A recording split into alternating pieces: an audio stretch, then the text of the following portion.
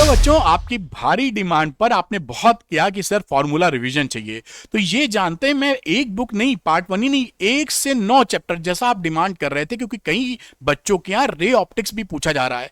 तो चैप्टर 1 से लेकर 9 तक मैं पूरा फॉर्मूला रिवीजन आपको कराने वाला हूं।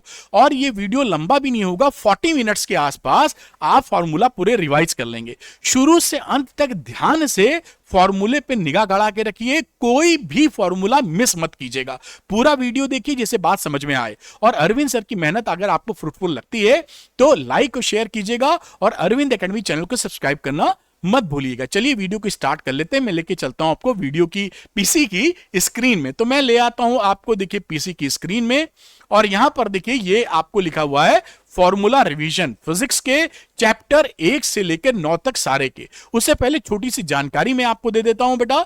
टेलीग्राम, अरविंद एकेडमी का टेलीग्राम चैनल है, इसका लिंक आपको डिस्क्रिप्शन के अंदर मिल जाएगा। क्लिक करके उसको ज्वाइन कर लीजिए। वहां पर मैं चीजें और नोट्स हैं, चीजें हैं, गाइडेंस है, आपको देता रहूंगा। टेलीग्राम के ऊपर खतरे के बादल मंडरा रहे हैं, क्योंकि इनके सीईओ के ऊपर जांच चल रही है। वो गवर्नमेंट ऑफ इंडिया हो सकता है टेलीग्राम को बैन कर दे। उस दशा में अगर कुछ ऐसा होता है तो मैं आपके लिए व्हाट्सएप चैनल बनाऊंगा, थोड़ा उसका आइडिया लेके कि कैसे बेहतर बना सकता हूं, और वहां चीजें आपको प्रोवाइड करनी शुरू करूंगा। तो ये अरविंद एकेडमी चैनल का, अरविंद एकेडमी टेलीग्राम चैनल का लिंक आपको डिस्क्रिप्शन में मिल जाएगा। और बड़ी इंपॉर्टेंट आपके लिए बातचीत कि स्कूल में अगर जो टीचर आपके पढ़ा रहे हैं उनकी लैंग्वेज अगर टफ है, फिजिक्स समझ में नहीं आती, डेरिवेशन न्यूमेरिकल नहीं बनते, तो द्रोणा 2.0 को तुरंत ज्वाइन कर लीजिए। समय वेस्ट करने का भी समय नहीं आपके पास है समय, क्योंकि जो मैं स्वयं द्रोणा में पढ़ाता हूं और YouTube पर सारे वीडियो मेरे ही हैं। तो आप मेरी लैंग्वेज से अगर कंफर्टेबल हैं, आपको समझ में आता है, जो कि आता ही होगा, तो आप द्रोणा में भी मेरी सारी बात समझ पाएंगे। मैं लाइव क्लास लेता हूं, सारे डाउट्स क्लियर हो जाएंगे आपके। खुद लाइव क्लास लेता हूं स्वयं, और एनसीईआरटी एक्सरसाइज के सभी एक्सरसाइज के सारे क्वेश्चंस का आपको वीडियो सॉल्यूशन इसमें मिलेगा। मैंने खुद रिकॉर्ड किया है सुपर इजी लैंग्वेज में और डिटेल्ड वर्जन। साथ में एनसीईआरटी एग्जाम्पल के सारे वीडियो मैंने रिकॉर्ड किए एक एक क्वेश्चन के। जो बच्चा एनसीईआरटी एक्सरसाइज और एनसीईआरटी एग्जाम्पल पूरे लगा लेता है समझ के अच्छी तरीके से, आप मान के चलिए कि टॉपर की श्रेणी में आना शुरू हो जाता है, कोई कमी ना रह जाए। इसलिए मैंने पिछले 10 साल के जो पीवाईक्यूज का भी वीडियो सॉल्यूशन बना दिया है सिलेक्टेड क्वेश्चन का। आपकी जानकारी के लिए चैप्टर 1 में 37 क्वेश्चंस हैं और चैप्टर 2 में 42 क्वेश्चंस वीडियो सॉल्यूशंस हैं, जो आपको बहुत ज्यादा सॉलिड स्ट्रॉन्गेस्ट कंटेंट प्रोवाइड करते हैं। और यही नहीं, चैप्टर वाइज आपको इंपॉर्टेंट क्वेश्चन की वर्कशीट मिलती है। 20 से 25 क्वेश्चन होते हैं जो कि फुली सॉल्व होते हैं। तो आपको फुल पैकेज आपको मिल जाता है द्रोणा के रूप में, जो आपको सपोर्ट करता है 97-98% लाने के लिए। और पढ़ाई अच्छी हुई और किस्मत ने साथ दिया तो आप 100 में 100 भी ला सकते हैं। और अभी तो बड़ा अच्छा मौका है द्रोणा लेने के लिए, क्योंकि इस पे बिग ऑफर चल रहा है, जिससे बहुत ही नॉमिनल फीस में आप द्रोणा को ले सकते हैं। ये द्रोणा सेल्फ सफिशिएंट है, इसको लेने के बाद आपको कुछ और लेने की जरूरत नहीं है। जो बच्चे द्रोणा को लेना चाहते हैं वो अरविंद एकेडमी ऐप को डाउनलोड कर लीजिए, उसके स्टोर सेक्शन में जाइएगा, द्रोणा के अंदर आपको आई एम इंटरेस्टेड का टैब दिखेगा, उसको क्लिक करेंगे तो व्हाट्सएप और एसएमएस द्वारा आपको मैसेज आ जाएगा। वो मैसेज पे पेमेंट लिंक होगा। पेमेंट करते ही, बड़ी नॉर्मल सी फीस पे करते ही इंस्टेंटली तुरंत ही द्रोणा एक्टिवेट हो जाएगा और आप सरल भाषा में फिजिक्स सीख पाएंगे और बहुत अच्छा स्कोर कर पाएंगे अपने एग्जामिनेशन में। चलिए, जिस वजह से वीडियो बन रहा है उसको करते हैं शुरू, यानी फॉर्मूले का रिवीजन चैप्टर 1 से लेके चैप्टर 9 तक करते हैं शुरू।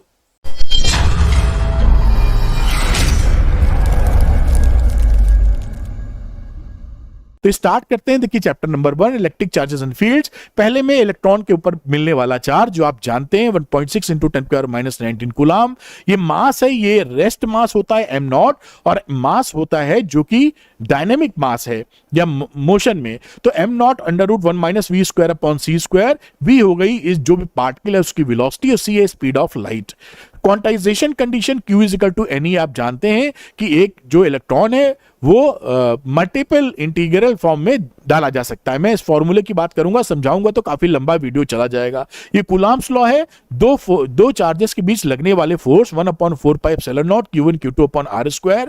ये जो 1/4πε0 है इसको कूलम्ब्स कांस्टेंट भी कहते हैं। इसकी वैल्यू आपको याद होनी चाहिए 9 × 10⁹ और ये जो एप्सिलॉन नॉट यहां दिख रहा है ये permittivity of the free space है जो आपको याद होनी चाहिए 8.85 इंटू 10⁻12 विद सुटेबल यूनिट्स। फिर डाइलेक्ट्रिक कांस्टेंट या रिलेटिव परमिटिविटी आती है, जिसे एप्सिलॉन आर या के बोलते हैं, या एप्सिलॉन अपॉन एप्सिलॉन नॉट की वैल्यू होती है, या F vacuum upon F medium.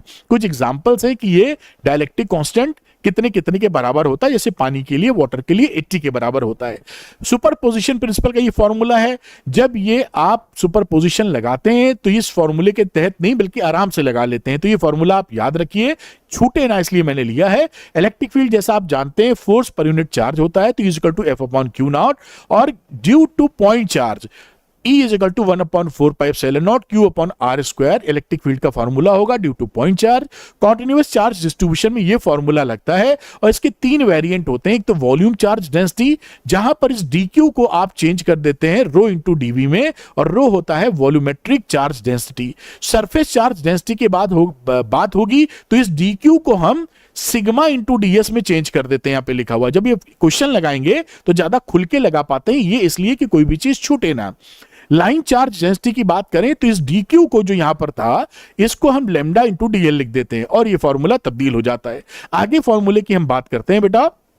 Electric field due to long thin wire, एक थिन वायर है चार्ज, इससे इलेक्ट्रिक फील्ड आर डिस्टेंस पे कितना होगा, lambda upon 2 pi epsilon naught into R. Lambda है uniform linear charge density. Electric field due to ring कितना होता है, इसके सेंटर से एक्सेस पर x डिस्टेंस दूर पर इलेक्ट्रिक फील्ड की वैल्यू होती है 1/4 pi epsilon naught q x upon x square plus r square की पावर 3/2। और इलेक्ट्रिक डाइपोल मोमेंट p की वैल्यू होती है 2q इंटू 2l, जो कि इलेक्ट्रिक डाइपोल मोमेंट की वैल्यू होती है। और इलेक्ट्रिक फील्ड एक्सियल पोजीशन पे डाइपोल की कितना बनेगा, ये एक मेन फॉर्मूला है। जनरल फॉर्मूला, जब डाइपोल छोटा होता है तो एक्सियल पोजीशन पे 1/4 pi epsilon naught 2p upon r cube, और ये वेक्टर फॉर्म में है। जिस डायरेक्शन में आपका डाइपोल मोमेंट होता है उसी डायरेक्शन में इलेक्ट्रिक फील्ड लगता है, ये ध्यान रखिएगा एक्सियल पोजीशन में। इक्वेटोरियल पोजीशन की बात करेंगे तो यहां पर देखिए ये वैल्यू होती है equatorial 1/4 pi epsilon naught p upon r cube, और इसका डायरेक्शन ये देखिए माइनस साइन है, तो डाइपोल मोमेंट की अपोजिट डायरेक्शन में इलेक्ट्रिक फील्ड बनता है इन केस ऑफ इक्वेटोरियल पोजीशन पर। टॉर्क कितना लगता है डाइपोल पे, तो p sin थीटा, ये वेक्टर फॉर्म लिखा हुआ है। इलेक्ट्रिक फ्लक्स की बात करें तो इलेक्ट्रिक फ्लक्स एक स्केलर क्वांटिटी है, और इसकी वैल्यू लिखते हो E इंटू डॉट ds या E डॉट एरिया वेक्टर के फॉर्म में। और ये तब होता है जब कहीं पर इलेक्ट्रिक फील्ड यूनिफॉर्म ना हो, तो इंटीग्रेशन का यूज आप कर लेते हैं। गॉस थ्योरम क्या बोलती है, phi E is equal to E dot ds integration closed surface पर Q inside upon epsilon naught, जो चार्ज इनसाइड होता है एप्सिलॉन नॉट।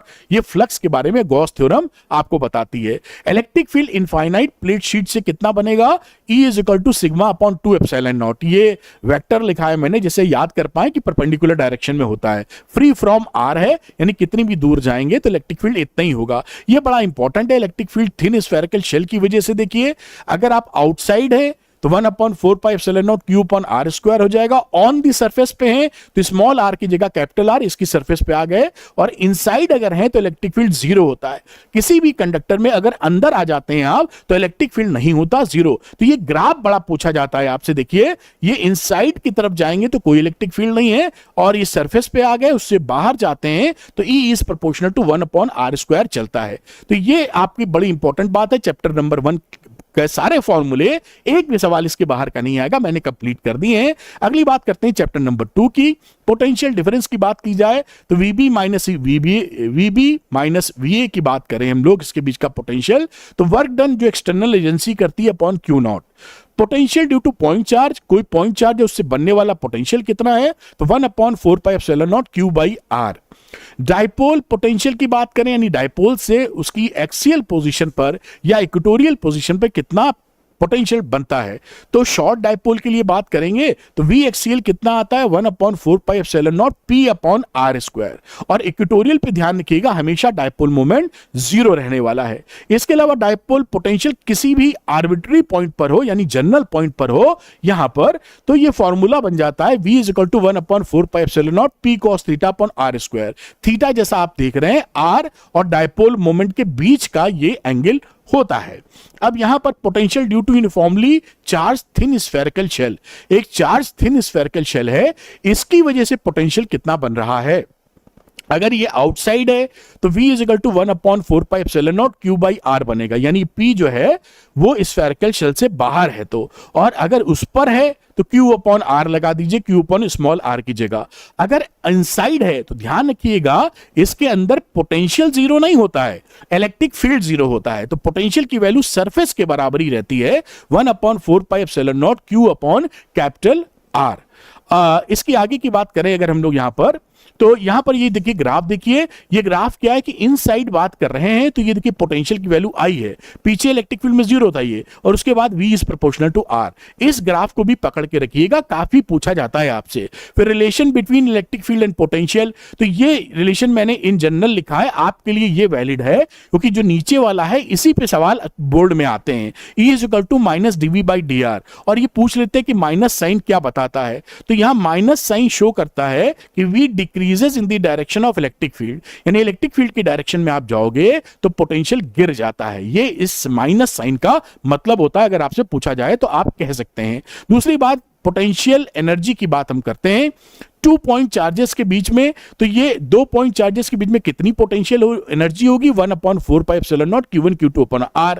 और 3 पॉइंट चार्ज अगर है तो यहां पर देखिए जोड़े बना लिए हैं Q1 Q2, और बीच का जो इसका डिस्टेंस होता है वो यहां मेंशन है, Q1 Q2 के बीच का डिस्टेंस R12, तो यहां पर इसी तरीके से ये फॉर्मूला जो है किसका है, पोटेंशियल एनर्जी 3 पॉइंट चार्जेस के बीच की। Potential energy of the dipole क्या होती है, U is equal to P cos θ1 minus cos θ2, और ये हो गई इसकी बात करें, अगर पोटेंशियल एनर्जी डायपोल की पूछी तो रोटेट करने में आई θ1 से θ2, अदरवाइज पोटेंशियल एनर्जी डायपोल की बोलेंगे माइनस P cos θ।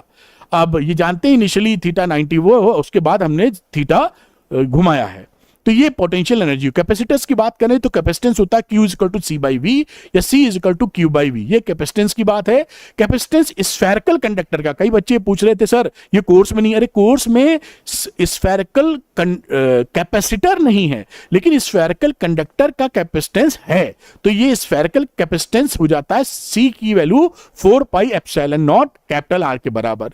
अब पोटेंशियल ड्यू टू एक्सिस, एक चार्ज रिंग है उसकी एक्सिस पे अलोंग द एक्सिस कितना पोटेंशियल है, तो उसकी वैल्यू होती है V is equal to 1/4πε0 Q upon under root capital R square plus small r square. और सेंटर पे क्या होगा, तो सेंटर पे 1/4πε0 Q बाई R, तो सेंटर पर ये आपकी पोटेंशियल मिलेगा। आगे बात करते हैं, पैरेलल प्लेट कैपेसिटर की बात की जाए तो इसकी कैपेसिटेंस होता है K epsilon naught A upon D, और यहीं पर अगर हम आगे की बात करें, इन सीरीज अगर कैपेसिटर है तो ये फॉर्मूले से जो आप जानते हैं जोड़ सकते हैं। पैरेलल वाला भी बड़ा आसान फॉर्मूला है जो आपको पता होगा, C1 प्लस C2 करते हुए बढ़ते चले जाइए।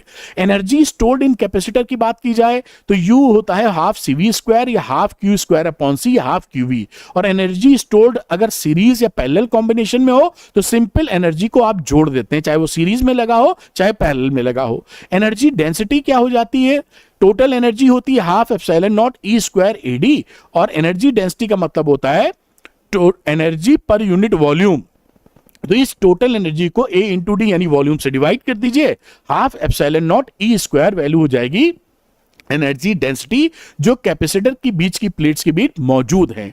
अगली बात, रीडिस्ट्रीब्यूशन ऑफ चार्जेस, दो कंडक्टर ले रखे हैं जो पहले हमने चार्ज किए हैं, जिसपे Q1 चार्ज है, V1 पोटेंशियल है, Q2 V2, अब एक तार से जोड़ दिया है तो इस पे चार्जेस जो सेटल होंगे पोटेंशियल डिफरेंस की वजह से बहेगा चार्ज, तो वो सेटल होंगे, वो Q1 dash upon Q2 dash के फॉर्म में C1 अपॉन C2 के रेशियो में फाइनल चार्ज आते हैं। जो कॉमन पोटेंशियल होता है V, वो होता है C1 V1 plus C2 V2 upon C1 plus C2, ये कॉमन पोटेंशियल, क्योंकि तब तक पोटेंशियल जाएगा जब तक कॉमन सेम पोटेंशियल ना हो जाए। लॉस ऑफ एनर्जी की बात करें, क्योंकि इसमें से करंट जब चार्जेस फ्लो होते हैं तो हीट की वजह से एनर्जी निकल जाती है, तो half C1 C2 V1 minus V2 का whole square upon C1 plus C2 energy का लॉस। इन डाइलेक्ट्रिक की बात करें तो ये डाइलेक्ट्रिक कांस्टेंट की वैल्यू लिखी है जो आराम से आप याद कर सकते हैं। पोलराइजेशन डेंसिटी की बात करें तो ये सिग्मा P के बराबर होती है QP अपॉन A, QP है चार्ज ऑन द प्लेट और A हो जाता है आपका area of the plate. Electric susceptibility की बात की जाए तो साई की वैल्यू होती है P upon epsilon naught into E। Relation between dielectric constant and susceptibility, ये बड़ा इंपॉर्टेंट है, छोटे छोटे सवाल बनते हैं। K is equal to 1 plus psi. Capacitance with partially field dielectric, C is equal to epsilon naught A upon D minus T plus T by K formula होता है। T जो विड्थ है वो कैपेसिटर की है। कैपेसिटेंस कंडक्टिंग स्लैब के लिए बात की जाए, लोहे का टुकड़ा डाल दीजिए तो C की वैल्यू होगी D upon D minus T into C not. C not क्या है? कैपेसिटेंस है विथआउट स्लैब। अब आगे की बात देखिए, इसी चैप्टर की बड़ा इंपॉर्टेंट है, इफेक्ट ऑफ डाइलेक्ट्रिक। अगर आपने एक कैपेसिटर को चार्ज कर लिया है और डाइलेक्ट्रिक घुसेड़ रहे हैं, तो एक बार बैटरी डिस्कनेक्टेड, एक बार बैटरी कनेक्टेड। तो अगर डिस्कनेक्टेड में डाल रहे हैं तो चार्जेस सेम बने रहते हैं, V नॉट अपॉन के हो जाता है, E नॉट अपॉन के हो जाता है, कैपेसिटेंस के टाइम्स बढ़ जाता है, एनर्जी के टाइम्स कम हो जाती है। अगर बैटरी यहां कनेक्टेड है तब आप डाल रहे हैं डाइलेक्ट्रिक, तो Q की वैल्यू K टाइम्स बढ़ जाएगी, V नॉट के बराबर रहेगा ओरिजिनल, E नहीं बदलेगा, कैपेसिटेंस K टाइम्स हो जाएगा, एनर्जी K टाइम्स हो जाएगी।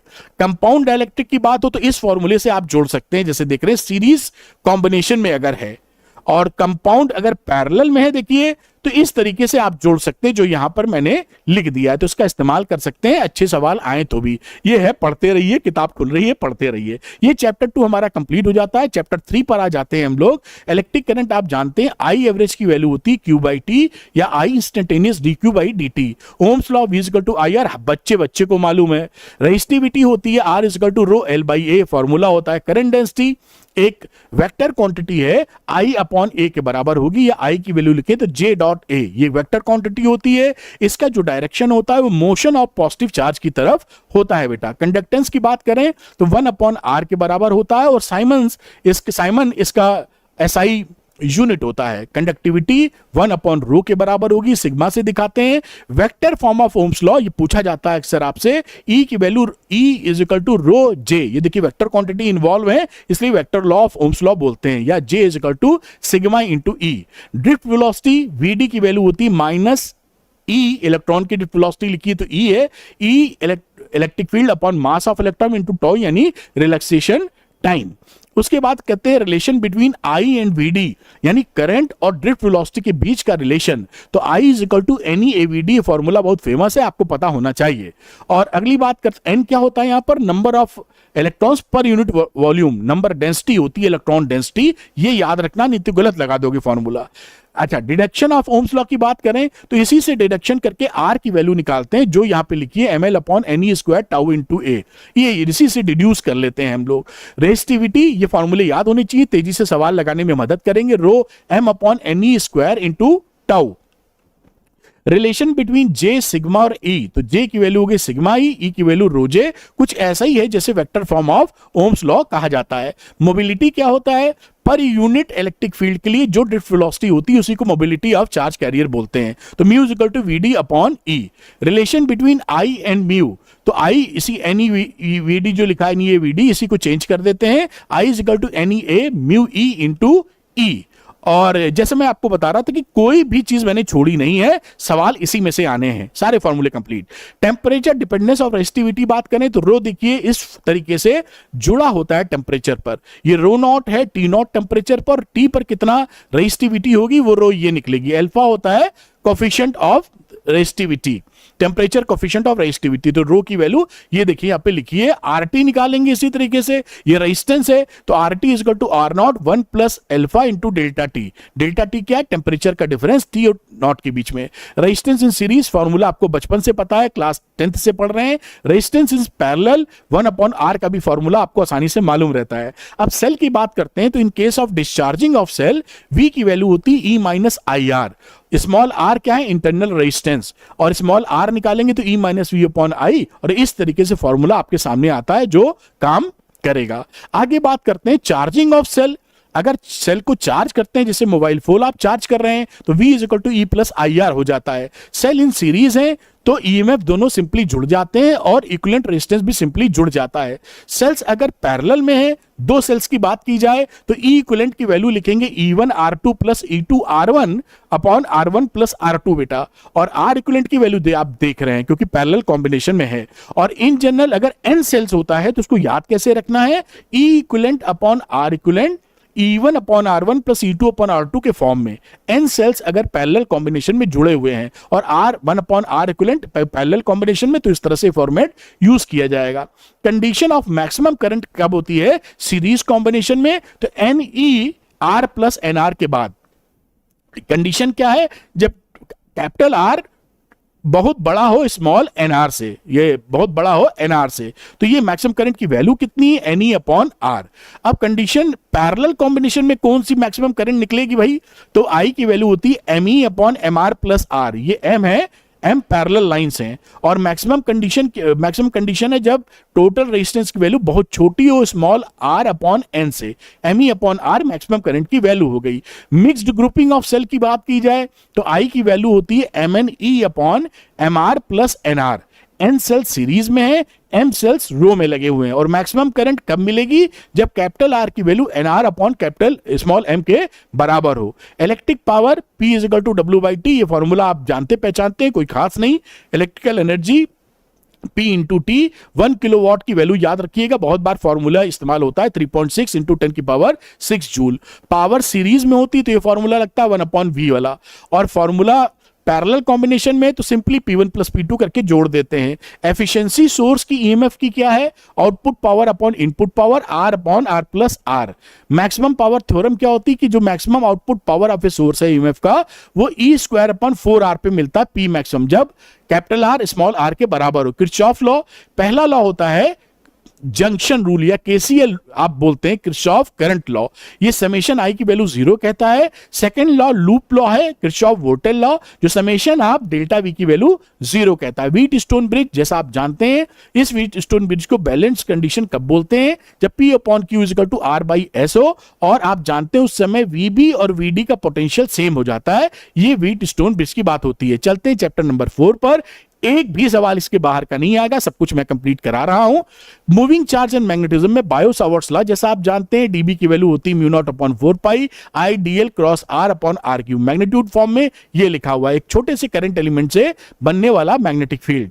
Relation between mu naught epsilon naught C, ये सी क्या है? Speed of light in vacuum, और म्यू नॉट एप्सिलॉन नॉट आप पहचानते हैं, permittivity of the free space और permeability of the free space. ये इस रिलेशन को याद रखिएगा, बहुत काम आता है।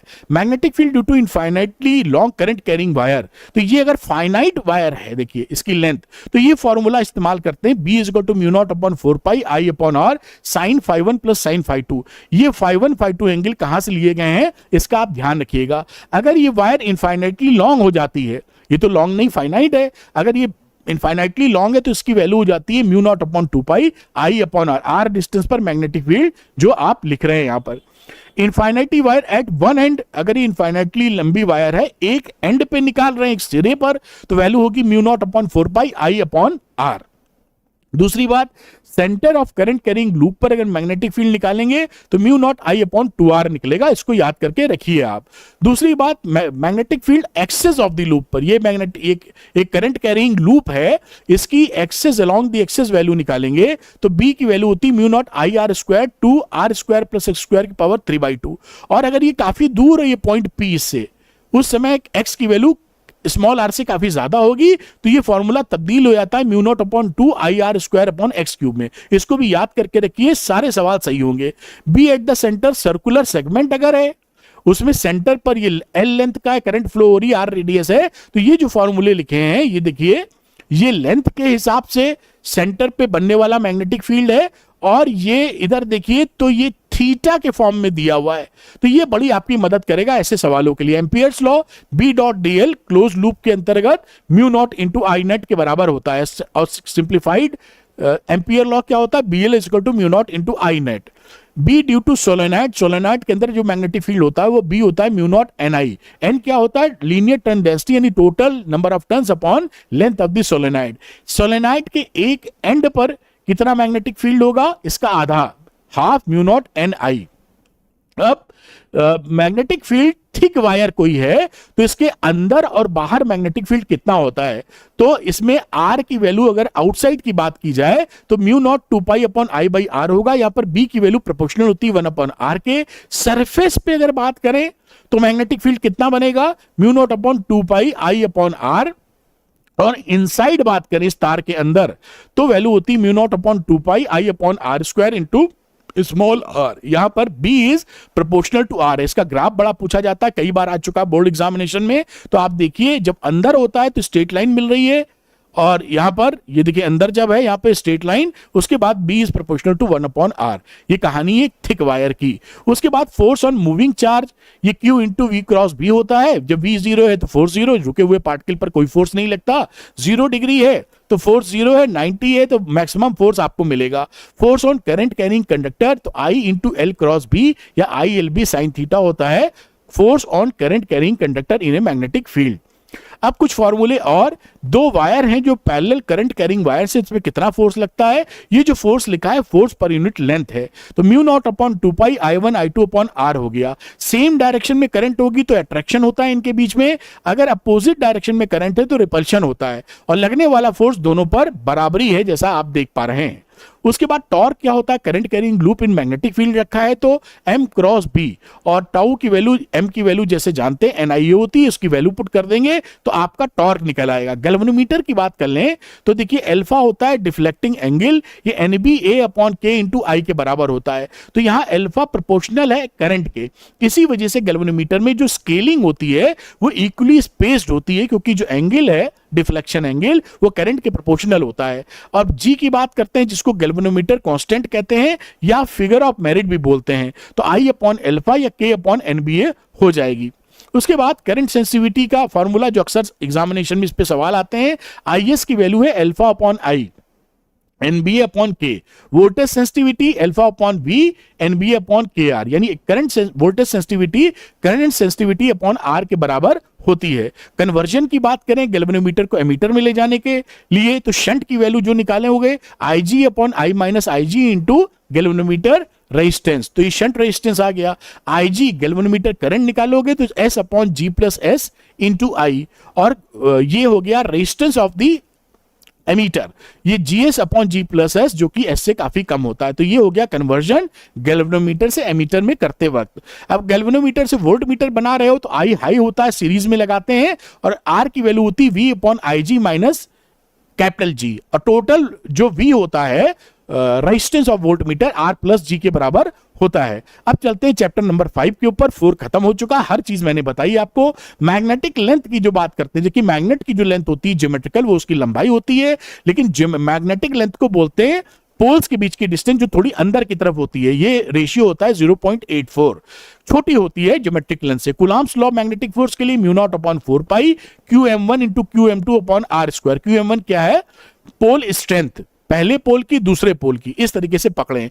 मैग्नेटिक डाइपोल मोमेंट क्या होता है, M QM इंटू 2L, ये बिल्कुल वैसे ही है जिसे इलेक्ट्रिक डाइपोल मोमेंट होता है, उसी के हिसाब से चल रहा है, तो उसी के अनुरूप है। B एक्सियल पॉइंट की बार मैग्नेट कोई, इसके एक्सियल पॉइंट पर अगर मैग्नेटिक फील्ड निकालना हो तो देखिए म्यू नॉट अपॉन, ये शॉर्ट मैग्नेट के लिए म्यू नॉट अपॉन 4 पाई 2M upon R cube axial point के लिए, जैसे कि इलेक्ट्रिक डाइपोल के लिए हुआ करता था। इक्वेटोरियल पॉइंट की बात करेंगे, यही formula B equivalent mu naught upon 4 पाई M अपॉन R क्यूब आ जाएगा, एकदम वैसे ही।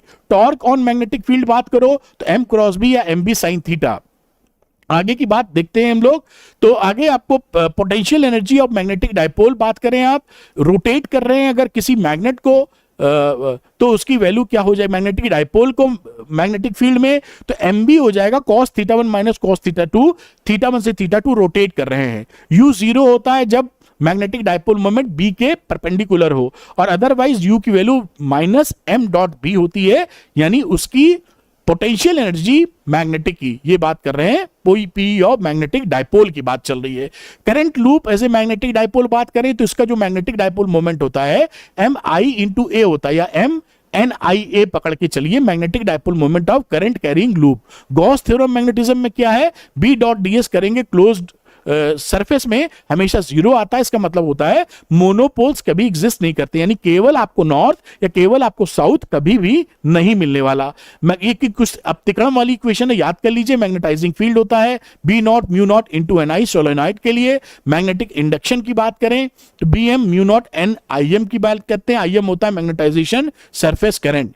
और उसके बाद आगे की बातचीत करते हैं magnetizing field H is equal to NI। ये फॉर्मूले का रिवीजन करा रहा हूं, इसका मतलब क्या होता है इस पे वीडियो बता चुके हैं हम लोग।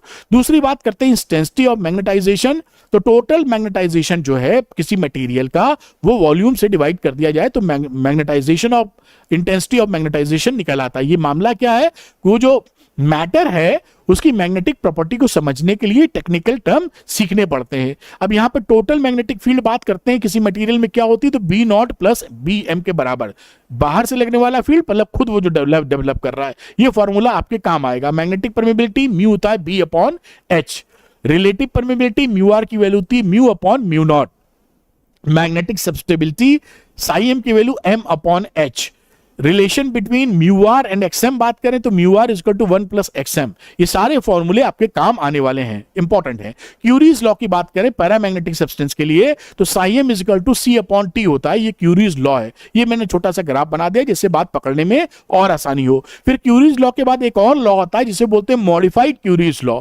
ये किसके लिए लगता है, फेरोमैग्नेटिक सब्सटेंस के लिए। ये किसके लिए था, पैरामैग्नेटिक के लिए। तो साई एम की वैल्यू होती है C dash T minus T C. T C है क्यूरी टेम्परेचर या क्यूरी पॉइंट। फिर इंपॉर्टेंट टेबल है जो बड़ी पूछी जाती है डायमैग्नेटिक, पैरामैग्नेटिक, फेरोमैग्नेटिक कि साई म्यू आर और म्यू नॉट से कैसे इनका इंटरलिंक्ड है। तो इसको कुछ बताने की जरूरत नहीं, आपको दिख ही रहा है, इसको याद कर लीजिएगा। इसके बेसिस पे सवाल बन जाते हैं कि भाई कोई चीज छोटी है, पॉजिटिव है, निगेटिव है तो कैसा होल्ड करेगी। आगे चलते हैं चैप्टर नंबर 6 पे, इलेक्ट्रोमैग्नेटिक इंडक्शन पे। तो यहां मैग्नेटिक फ्लक्स की बात करें तो phi is equal to B dot A हो जाएगा और इसको पकड़ के रखिए मैग्नेटिक फ्लक्स को। फेरेडे लॉ आप जानते हैं, E is equal to minus N D phi by D T हो गया यहां पर।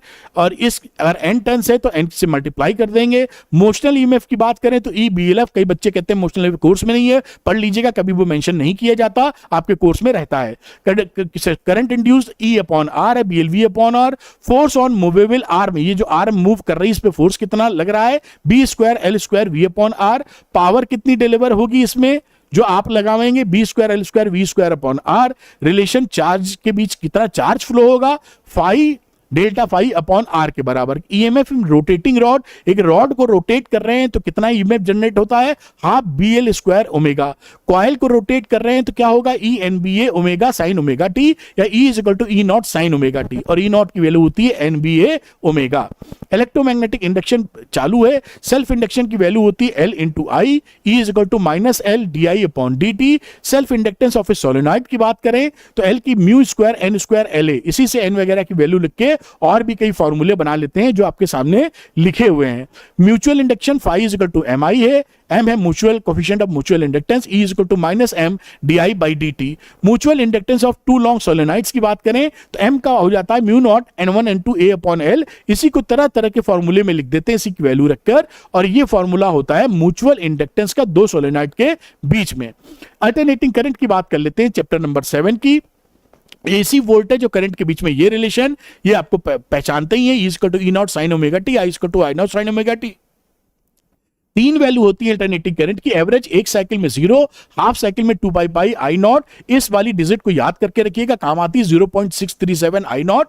और हाफ साइकिल में इसी तरह ईएमएफ की आरएमएस वैल्यू की बात करेंगे, effective value, RMS value, virtual value सब सेम है। इसकी वैल्यू होती है E naught upon I naught upon root two, 0.707 I naught. ये कैलकुलेशन के लिए काफी इंपॉर्टेंट फैक्टर है, याद करके रखिए। प्योर रेजिस्टेंस के केस में जो आप ईएमएफ लगाते हैं, जो करंट फ्लो करती है वो सेम फेज में होती है, तो वो यहां पर लिखा हुआ देखिए, फेज डिफरेंस कुछ नहीं है, ये एक साथ बढ़ रही घट रही, और ये फेज, इसका फेजर डायग्राम बना दिया है जो एक ही डायरेक्शन में करंट को, ईएमएफ को दिखा रहा है। प्योर इंडक्टर हो जाता है तो इसमें करंट जो होती है वो वोल्टेज से लैग करती पाई बाय 2 से। देखिए फेज एंगल में माइनस पाई बाय 2 है, यहां पे लिख भी दिया मैंने। ये वेव फॉर्म है, पीछे चल रही है करंट यहां पर, और ये देखिए करंट ईएमएफ से पीछे ही फेजर डायग्राम है। इसी तरह इंडक्टेंस, इंडक्टिव रिएक्टेंस की बात करें जो एक्सएल के बराबर होता है ओमेगा एल 2 पाई एफएल, ये वैल्यू यहां पर आ गई। ये ग्राफ भी बड़ा पूछा जाता है कि भाई जो एसी के लिए एक्सएल प्रोपोर्शनल एफ के, डीसी को ये ब्लॉक कर दे, डीसी को ये फ्लो जाने देता है, एक्सएल बराबर 0 अपोजिशन टू द करंट, और एसी के लिए ये प्रोपोर्शनल होता है। ये ग्राफ आप याद करके रखें, पूछा जाता है। ओनली कैपेसिटर सर्किट, यहां पर जो करंट होती है वो पाई बाय 2 से लीड करती है वोल्टेज को, और ये वेव फॉर्म और फेजर डायग्राम जो आपके सामने बना है। कैपेसिटिव रिएक्टेंस की बात करें तो 1/ωc होता है। एसी के लिए XC होती है 1/F। डीसी के लिए आप देख रहे हैं XC इनफाइनाइट, यानी डीसी को ये ब्लॉक कर देता है। ये जो कर्व है ये बड़ा इंपॉर्टेंट है, याद करके रखना। एलआर सर्किट की बात करेंगे तो इसमें देखिए यहां पर भी करंट लैग करती है फाई एंगल से, और tan फाई की वैल्यू कैसे निकाल सकते हैं, XL/R से या ωL/R से, और ये इसका फेजर डायग्राम है जो बाजू बना हुआ है। सीआर सर्किट की बात कर दें तो करंट यहां पे लीड कर रही है फाई एंगल से। फाई कितना एंगल होगा, tan फाई होगा XC/R। ये इसका फेजर डायग्राम बना हुआ है बगल में।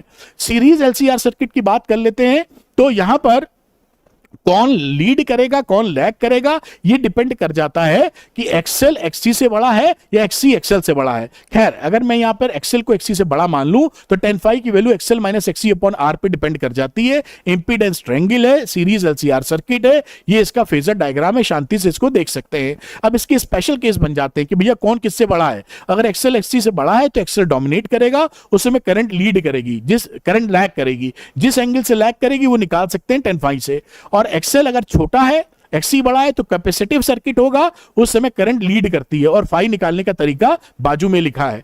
आगे बात करें एक्सेल एक्सी के बराबर हो जाए तो प्योर रेजिस्टिव सर्किट हो जाता है, सेम फेज में करंट और ईएमएफ चलती है। रेजोनेंस कंडीशन क्या होती है, एक्सेल बराबर एक्सी, जब आपको मैक्सिमम करंट मिलती है सीरीज में।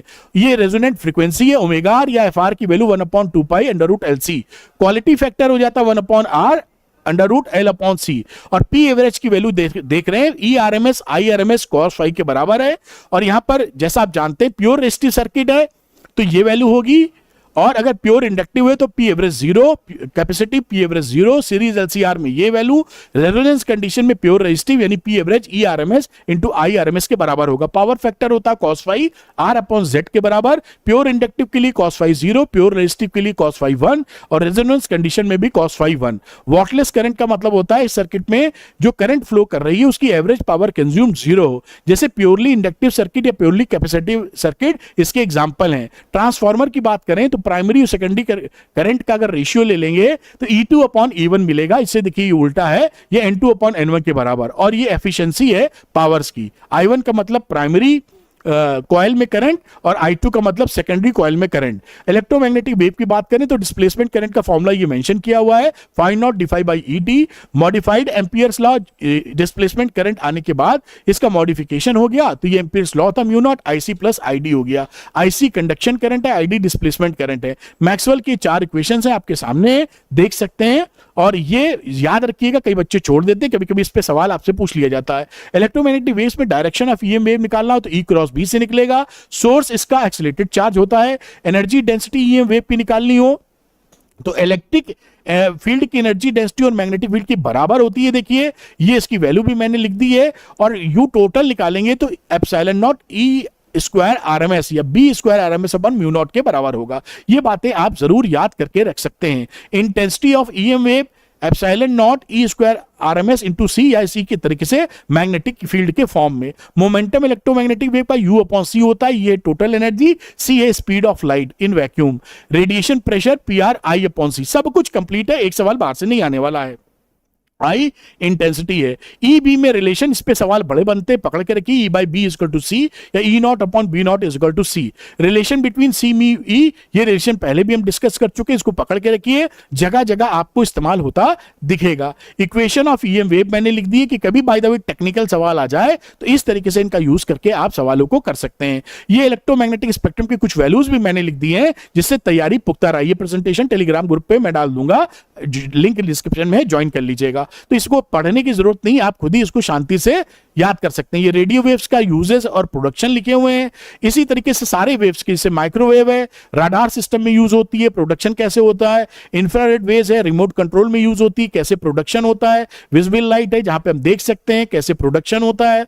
अल्ट्रावायलेट है तो फूड प्रिजर्वेशन के लिए काम किया जाता है। Invisible writing, fingerprints, molecular structure, कैसे प्रोडक्शन होता है। एक्सरे मेडिकल डायग्नोसिस में काम आती है। प्रोडक्शन कैसे होता है, सब मैंने मेंशन कर दिया है, जैसे फॉर्मूले के साथ साथ थोड़ा और बढ़िया आपका काम हो जाए। रेडियोथेरेपी में गामा रेज यूज की जाती है, कैसे प्रोडक्शन होता है आपके साथ मेंशन है। चैप्टर 9 की बात करते हैं, कुछ फॉर्मूले यहां भी मिलेंगे ज्यादा। Reflection R equal to 2F के बराबर, ये हो गया आपका मिरर फॉर्मूला, और ये m की value minus V upon U reflection के केस में चल रहा है। m की वैल्यू 1 से बड़ी है न्यूमेरिक तो ये मैग्नीफाइड है, छोटी है तो छोटा है, बराबर है तो सेम साइज है, m पॉजिटिव है तो वर्चुअल है, m निगेटिव है तो रियल है। रिफ्रैक्शन के केस में देखिए Snell's law sine I upon sine R refractive index के बराबर है, और ये फॉर्मूला बड़ा कीमती है, इसको याद रखिएगा। Mu two upon mu one या v1 अपॉन v2 या लैम्डा 1 अपॉन लैम्डा 2, इससे अक्सर एक सवाल आपको एग्जाम में मिलता है। ये तीनों अगर मीडियम है तीनों को मल्टीप्लाई कर देंगे, रिफ्रैक्टिव इंडेक्स बना जाएगा। सेकंड मीडियम पर रिफ्रैक्टिव इंडेक्स निकालना है तो म्यू2 अपॉन म्यू1 कर दीजिए। रिफ्रैक्टिव इंडेक्स निकालना, real depth upon apparent depth वाला केस जो बनता है उससे रिफ्रैक्टिव इंडेक्स आ जाएगा। नॉर्मल शिफ्ट, कितना इमेज खिसक गई है, उसके लिए फॉर्मूला ये मेंशन किया हुआ है।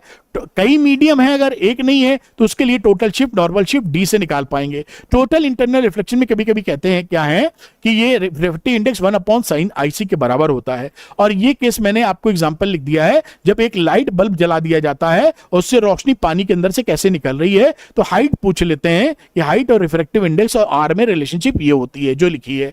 रिफ्रैक्शन स्फेरिकल सरफेस पे अगर रेयर से डेंसर जा रही है तो ये फॉर्मूला लगाएंगे। ये देखिए म्यू डी म्यू आर पहले लिखा हुआ है, डेंसर से रेयर जा रही है तो म्यू आर अपॉन वी के फॉर्म में चलेंगे, और इसको बोलते हैं power factor of the spherical surface. Lens makers formula पक्की तौर पे याद रखिए, 1 upon F mu D minus mu R upon mu R, 1 upon R one minus 1 upon R two. और ये लेंस मेकर्स फॉर्मूला जब एयर में हो तो ये फॉर्मूला लग जाता है, म्यू आर की वैल्यू 1 कर देते हैं। थिन लेंस फॉर्मूला ये आप पहचानते हैं पहले से, एम वगैरह, इसको पकड़ के लिखिए। एम होता है लीनियर मैग्निफिकेशन, पावर और लेंस होता है 1 अपॉन एफ।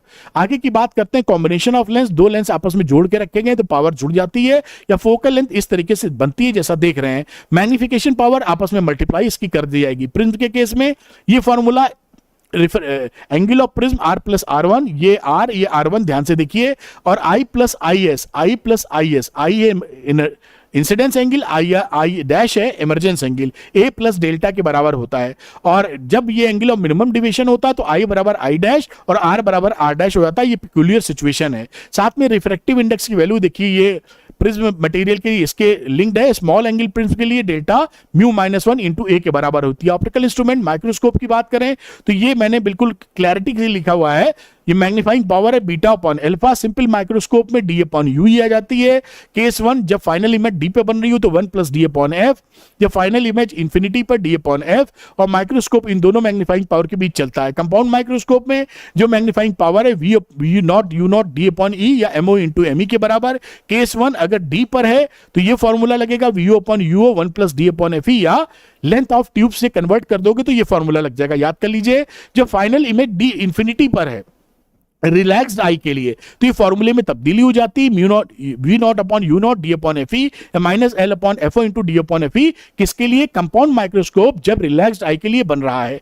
उसके बाद बात करते हैं एस्ट्रोनॉमिकल टेलीस्कोप। ये मैग्नीफाइंग पावर है बीटा अपॉन अल्फा या minus F O upon U E. Final image अगर डी पे बन रही है तो ये फॉर्मूला लगाएंगे जैसा आपको दिख रहा है।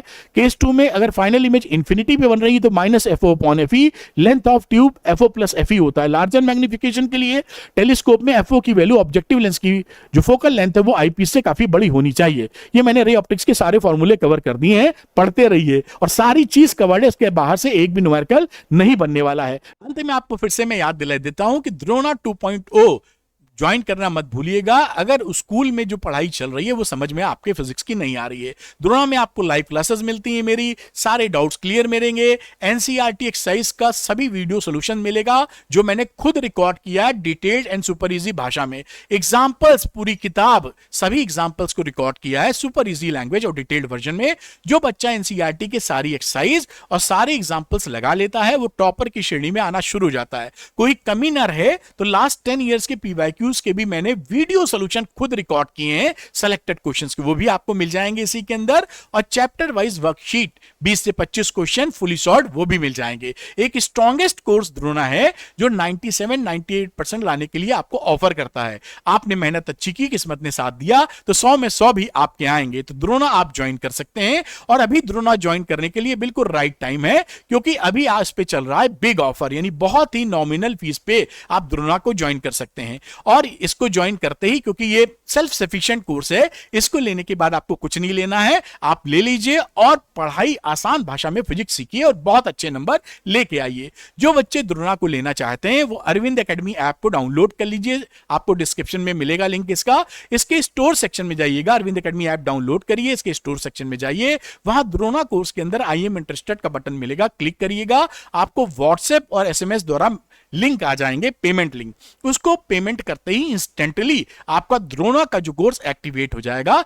इजी भाषा में फिजिक्स सीख लीजिए, इंटरेस्टिंग भी है, मेरे साथ पढ़ना, बोर कभी नहीं हो सकते और बहुत अच्छे नंबर लेके आइए। और अगर ये वीडियो जो मैंने आपके लिए बनाया आपको पसंद आया तो लाइक और शेयर कीजिएगा, और हार्डवर्क अरविंद सर का पसंद आया है तो वीडियो को अरविंद एकेडमी चैनल को सब्सक्राइब करना मत भूलिएगा। आपका एक मोटिवेटिंग कमेंट मुझे और मेहनत करने के लिए प्रेरित करता है। तो अगर वीडियो आपके लिए हेल्पफुल है तो एक मोटिवेटिंग कमेंट जरूर कीजिए और मुझे यह बताइए कि और क्या मदद मैं आपकी कर सकता हूं, जिससे पूरी मदद करूं और सुनहरा भविष्य आपका इंतजार कर रहा है, बड़ी अच्छी तरीके से आप आगे बढ़ें। Thank you very much, good luck to you, all the best बेटा।